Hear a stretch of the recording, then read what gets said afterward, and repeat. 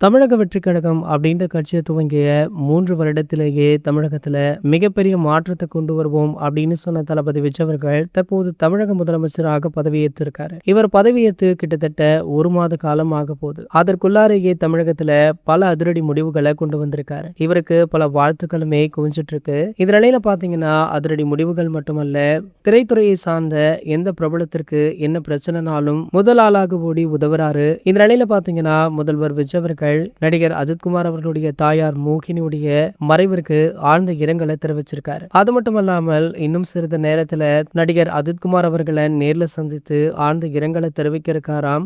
இந்த செய்தி தற்போது வெளியாகி வைரலுமே ஆகிட்டு இருக்கு. மேலும் கடந்த 2023ஆம் ஆண்டுதான் அஜித் அவர்களுடைய தந்தை சுப்பிரமணி அவர்கள் உயிரிழந்தார். பிரபலங்கள் நேர்ல சென்று அப்போதுமே அஞ்சலி செலுத்தினாங்க. இதனடுத்து இன்று தாயார் மோகினி மணி அவர்கள், இவங்களுக்கு வயது 85. சிறிது நாட்கள் உடல்நல குறைவால் இருந்திருக்காங்க.